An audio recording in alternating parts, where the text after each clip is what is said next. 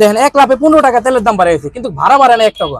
তাহলে আমরা যদি এইভাবে ঘোরাঘুরি করতে করতে এক পাম্পের তন আরেক পাম্পে যাই, আরেক পাম্পের তন আরেক পাম্পে যাই, যাই মনে করেন যে আরো তেল যতটুকু আছে গাড়িতে ওটুকু শেষ করলেই, তাহলে সরকার শুধু মজুত করতে আছে, লিটারে তেলের দাম বাড়াইতেছে, তাহলে তেলটা আমরা অ্যাভেলেবল পাইতেছি না কেন? এই যে দেখেন আমরা আজকে গাড়ি নিয়ে বের হয়েছি, রাস্তার সাইডে মনে করেন যে আটকে গেছি, তেলের অভাব।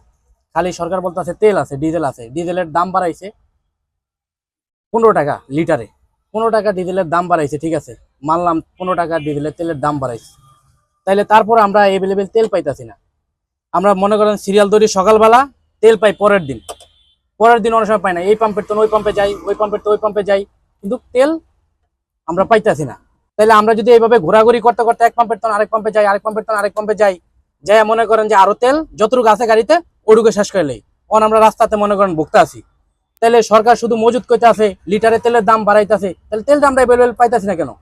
আর সরকার যে ডিজেলের দাম বাড়াইলো, ডিজেলের দামটা কিভাবে বাড়াইলো? অকটেন নাইলে বাড়াইছে, এটা বড় লোকের জিনিস, এটা বড় লোকের বিলিয়ন বিলিয়ন টাকা আছে।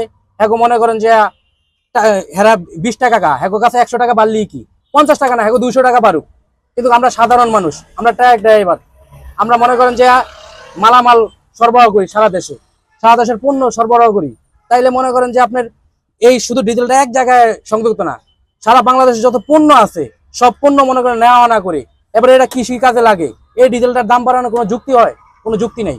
ওনারা ডিজেলের দাম 15 টাকা বাড়াইছে, আমার 1 লিটার তেলে 4 কিলো যায়, তাহলে 1 লিটার তেলে যদি আমার 4 কিলো যায়, তাহলে আমি 20টা তেল দিয়ে আমি কতটুকু যেতে পারবো? আমি ঢাকা চট্টগ্রাম যদি আপ ডাউন করি, তাহলে আমার তেলের দরকার 100 লিটার, বাকি তেল আমি কই পাবো?